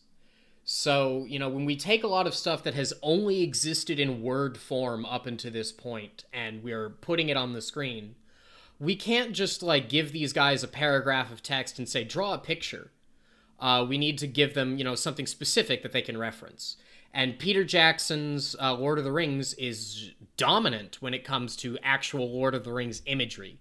I would have, we could pull, I suppose, from the 1970s Lord of the Rings and some of the old animated ones, but no one would get those references. Everyone being like, why do your orcs look so weird? So, we've got to compromise here. We have to pull in what people will recognize when we talk about it, and also, what we can get our artists to, make it happen. So there's more here than just, we depicted them in plate. Yes, less metal. At any given point, a soldier wearing less metal is more accurate. Plate is hard to make. Plate is hard to get. It is expensive in the real world as it is in Tolkien's, imaginary world. But like, we've got to compromise here to just produce the video. Yeah. Yeah, and I see people discussing some of this in the comments below. So yeah, this will be an ongoing discussion. Like we said, we do intend to do more units of Middle Earth. So Matthias Rimenas asks, what about the orcs or the Eastern people? And SFP asked, do the elves or dwarves have similar regiments of renown? So a lot of people asking us if we'll continue. I think the answer is yes. And we'll try and cover as much as is feasibly possible. But at a certain point, the lore kind of starts petering out. And it may be difficult to do so much. But we will try our best, and where official lore is lacking, that's where we may have to come in with historical parallels to bridge some of those gaps and fill them in, which is good. I'm excited for us to cover Sasanian history and kind of Persian history, because that'll help a lot when we try and cover these kind of Eastern peoples of Middle Earth, which would have been Easterlings and Run. Yeah. I'm excited for Persia. I want to cover Ctesiphon and Esfahan and like all of the great old Persian cities. How do you make a city, with a population near the millions up in the mountains? How do you supply that? Where does all that food come from? Why all the way up there? And the answer is that it was a summer palace and it was in a cooler climate. But there's a lot of really cool stuff to do with the Persians that we just haven't gotten to it yet, but we really want to. Like, there's a guy who's been consistently asking us to do Bronze Age content, covering, the Sea Peoples, ancient chariots, the Hittites, the Assyrians. We want to do that. We do. We really do. It's just, we need experts, right? We need people who know what they're talking about to, at the very least, point us in the right direction so that we can get the research put together accurately. Oh, speaking of accurately, there was one thing that we wanted to cover, the Rhine and the Rhone, that I think we skipped over for the location of Massalia. And oh, yeah, I had said it was at the southern mouth of the Rhine, where it should be the Rhone. Yes, that was a slip up. It should have been the mouth of the Rhone. The interesting thing is actually they both start from the same point. Really? I think they both start from the oh god, the name of the lake is evading me, in Switzerland. Lake Geneva, I think, is where they both start. Just one goes to the north, the other goes to the south. I had no idea. That's pretty cool. Lake Geneva is also pretty big. Speaking of things that we want to do, I would love to do some Napoleonic history at some point, especially with the true size. Lines of men with guns, cannons, gunfire, lots of smoke. I would love to play around with that in 3D. Oh yeah. Yeah. No, I'm super excited to expand beyond just antiquity, not only for lore, but other, historical time periods. I think that's all ahead of us. So I guess in terms of what's ahead of us, we have some more content coming up that I wanted to briefly touch on. The first is going to be, true size. Expect that tomorrow. Be there, be ready. And then, give us a lot of feedback for how we can improve, because we're going to be continuing to pump those out. Other episodes that we'll be releasing, we're going to be doing a big compiled episode on Law and Order in Ancient Rome. That was a series that we'd released a while back in bits and pieces. We're going to be doing a master episode. And the purpose of releasing that master episode is to establish Law and Order before we then tear it down. And what I mean by that is the follow-up episode is going to be on the gangs of Rome, which is going to be looking at, okay, where Law and Order didn't exist officially, it came about unofficially. And that's going to be the whole purpose of that Gangs of Rome episode, which I'm super excited about. I have not seen that covered anywhere. And as we're diving into it, there's a ton of material. So that's going to be a super exciting one. And I think we'll follow up probably Gangs of Rome with Gangs of Constantinople. So yes. Yeah, a lot more cool content coming.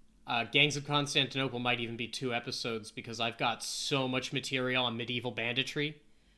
And just really quickly, Aquilifer says, looking forward to what you'll do in the medieval period, the Roman Empire and late antiquity, and the medieval period is what I'm trying to brush up on. If that's what you're trying to brush up on, you should watch all of the videos that we've done and read all of the books that we... I should note, by the way, lots of people ask us for sources and stuff. In most episodes, there is a suggested reading list and listed sources in the episode description of like where we got our stuff from. Those are there. So especially if you're looking to get started, Feel free to find a relevant or semi-relevant video and take a look in the description. There's probably a book or two that could point you in the right direction.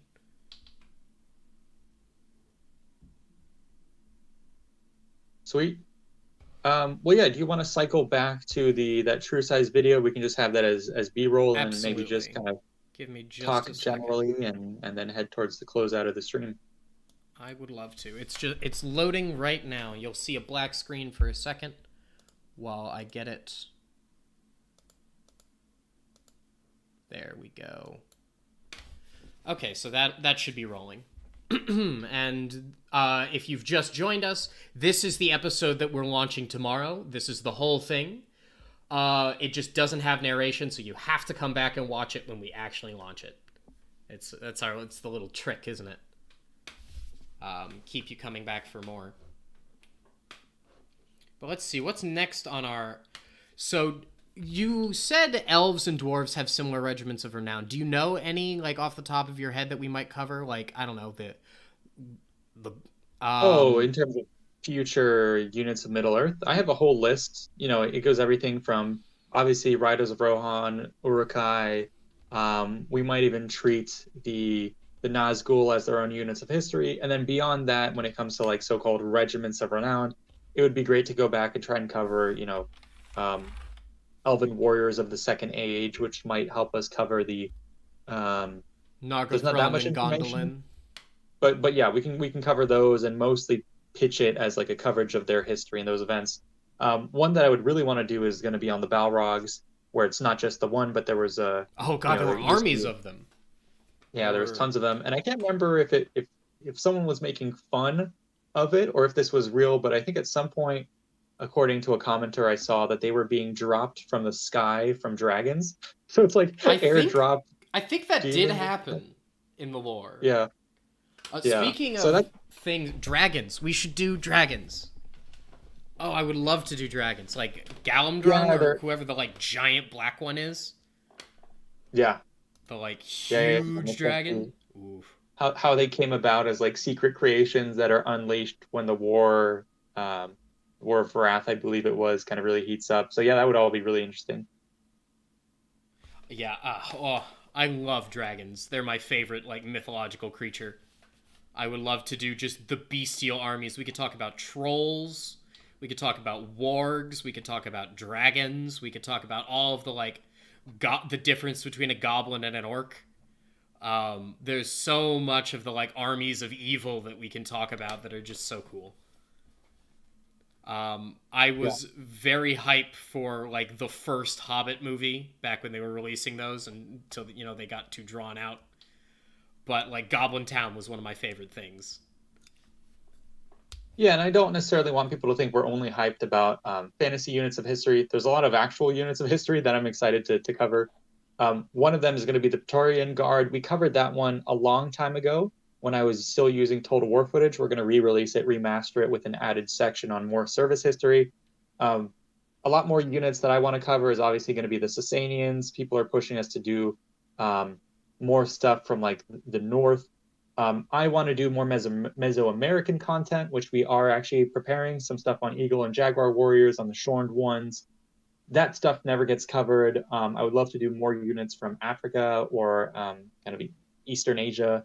There's a lot more. And then not only, geographically, but temporally, more of the stuff from the medieval period, Napoleonic period. I can't wait to keep going. I want to do like Napoleon's like old guard, and also I wanted to cover like the Prussian King's Guard. The Napoleonic Wars are going to be fun. Yeah, Coldstream Guard, all this stuff from Total War, basically, my knowledge. Yeah. I did play a lot of Napoleon Total War, and what was the Empire Total War? Empire 2. That was a good one.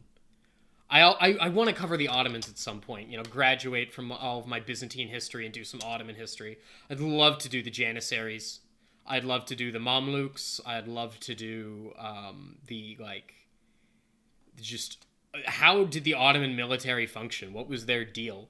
Because, the Ottoman Empire is an empire that doesn't get talked about a lot, but it was one of the largest contiguous states in existence for a while.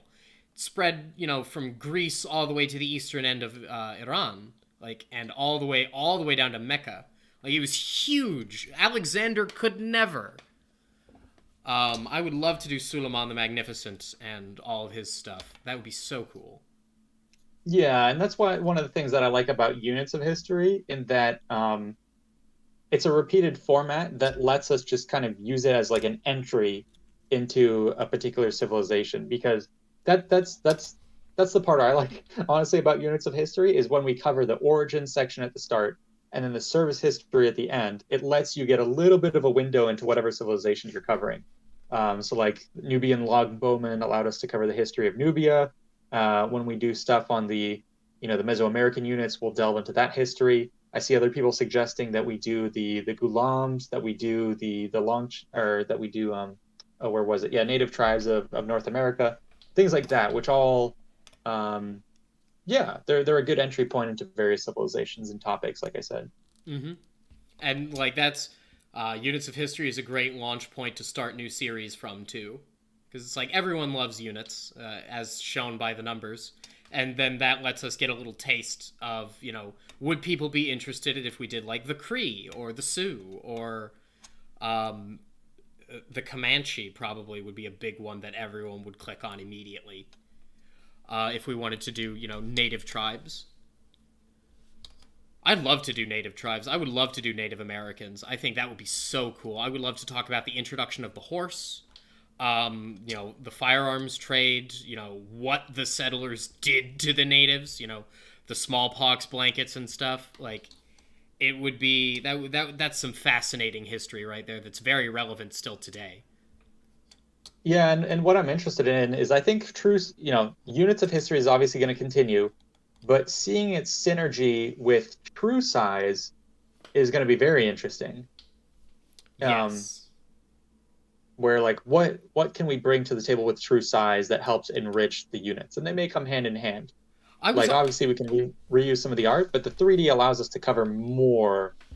Like maybe the organization of the army. Mm-hmm. I was actually talking with Chris about doing hybrid episodes between the true size and units where we include some true size footage inside of units of history episodes. Like cut away from the traditional 2D to like, oh, you want us to do an org chart? We can do an org chart. We can do a really good one and just do it like completely 3D.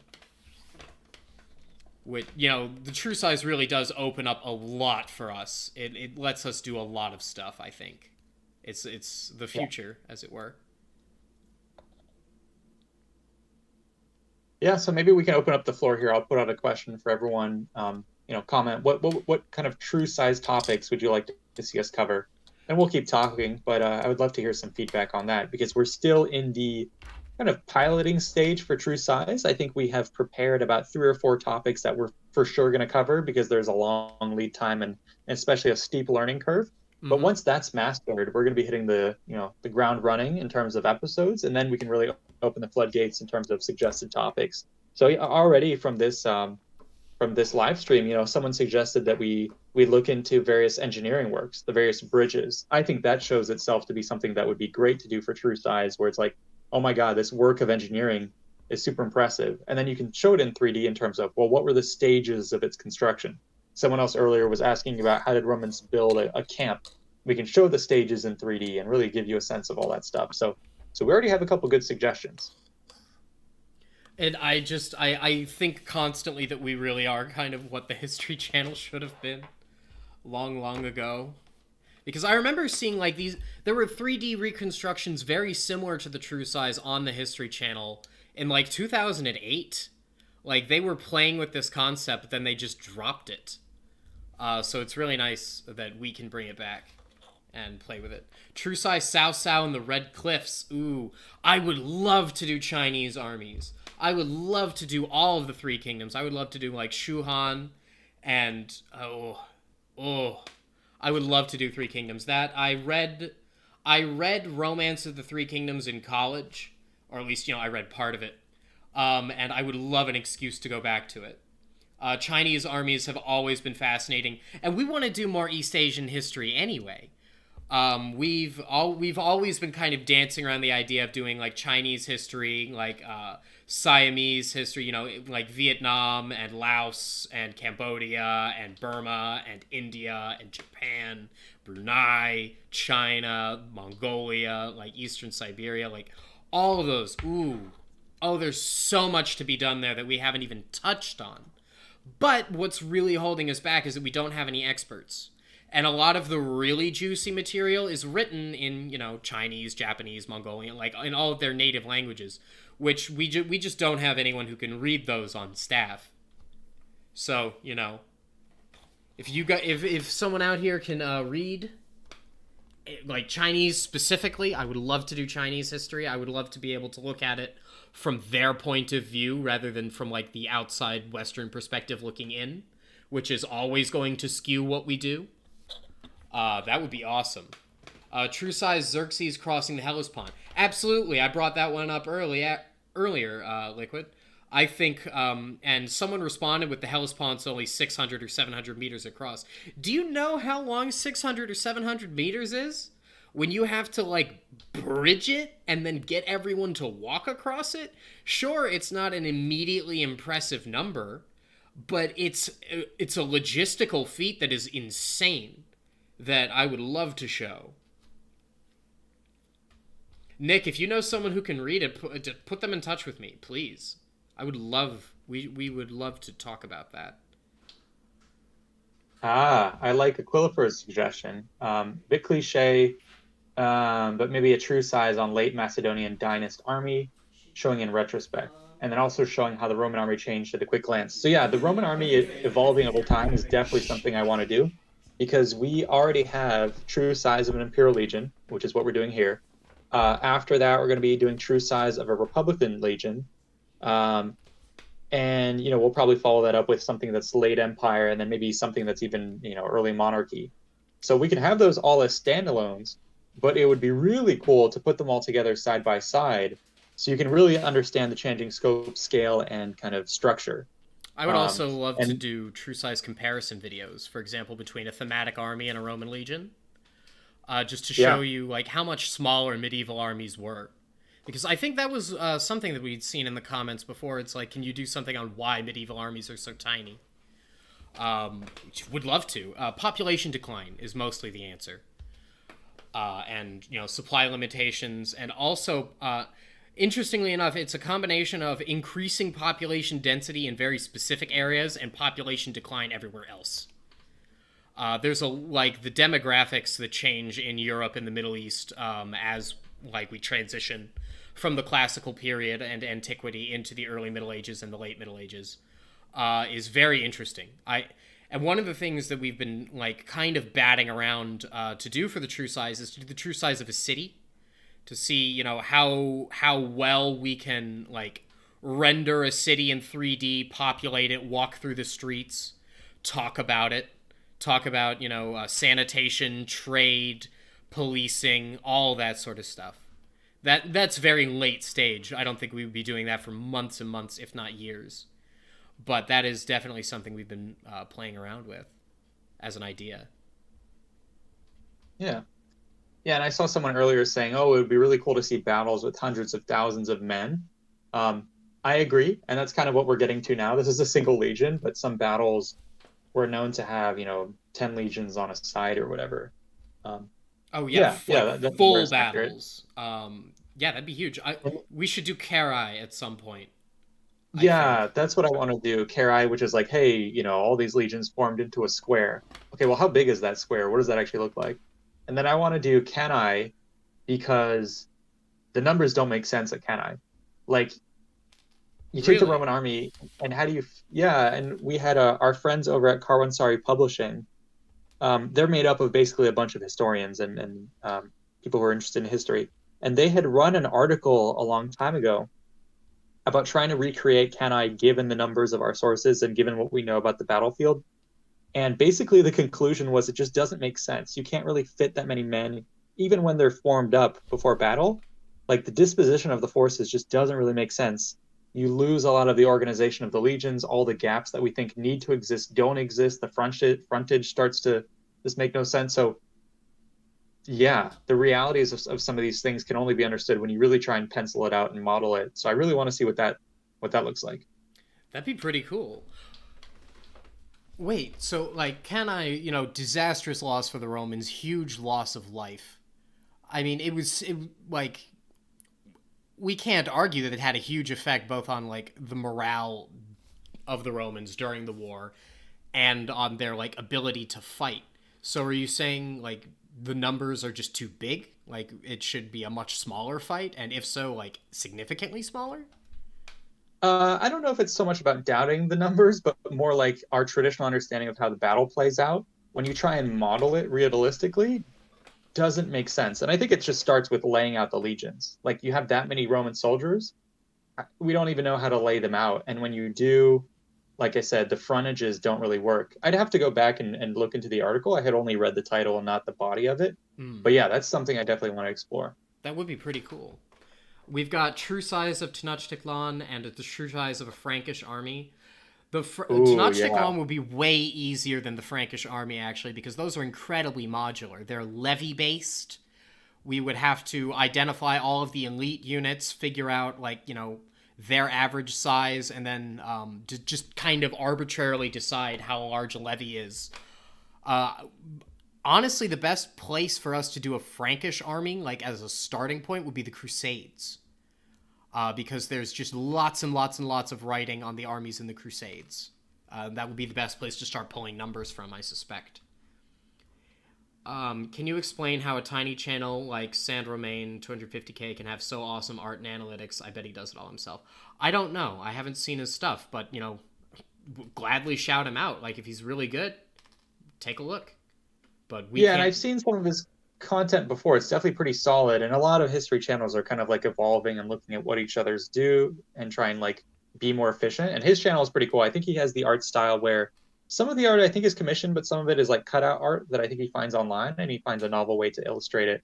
But yeah, his stuff is pretty impressive, especially if it is true that he's just one person. That's quite a lot. I used to be just one person on the channel, but I would kind of did some animation, but it was always quite basic. I would try and do a lot of work through just filming within Total War to get good shots or putting more of my work into the research. I never got that good at animation because it's just such a time sink if you're going to do it by yourself.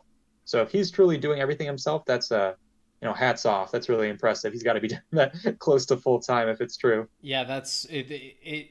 Putting just a basic episode out is like a month and a half of work for like the full team of just like, we when you guys ask us to make these videos, also I should know we've got a backlog. Like, we're constantly making new ones that we just can't talk about, because we make them and then we set them aside and then we come back to them in the future.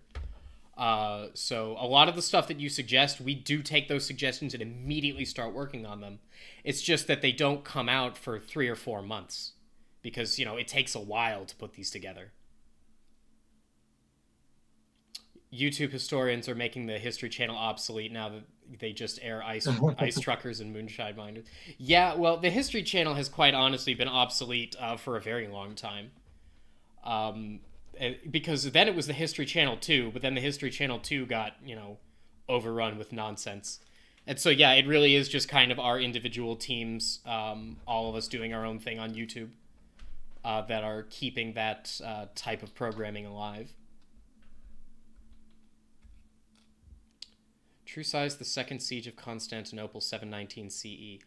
Let's see, the second siege, that was the Arabic siege that was seaborne, wasn't it? Because It might have been. I don't know off the top of my head. I have been thinking about doing an aliens episode just as a joke. I haven't actually pitched this to anyone. I'm just talking about it. But like just a mocking the ancient aliens guys. Like, hey, you want to do aliens? That'd be fun. Do the Fallout 3 Zatans history of Fallout, but the Yeah. aliens did it. Maybe we take one of these April Fools someday to do our own History Channel style Ancient Aliens video. Uh, That would be although really last time we fun. tried time we tried to do that, people didn't realize it was April Fool's, and we got a lot of flame. Yeah, that's the thing. We like come out and we want to joke with you guys, and then everyone gets mad because we're like inaccurate. And it's like, well, yes, we were inaccurate because it was April 1st. We are obliged to lie.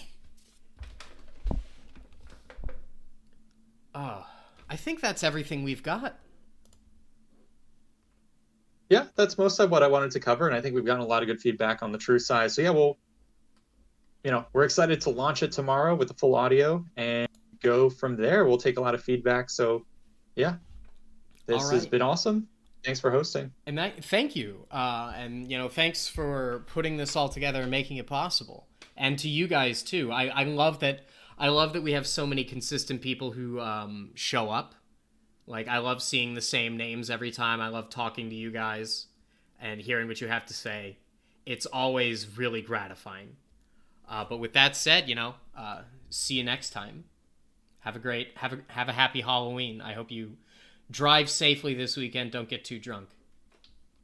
Yes, and don't forget to check us out on Patreon, where we post previews and you can get the art downloads and all that. Absolutely. And join us on the Discord server. You can talk to us there anytime. See you later. All right. Bye.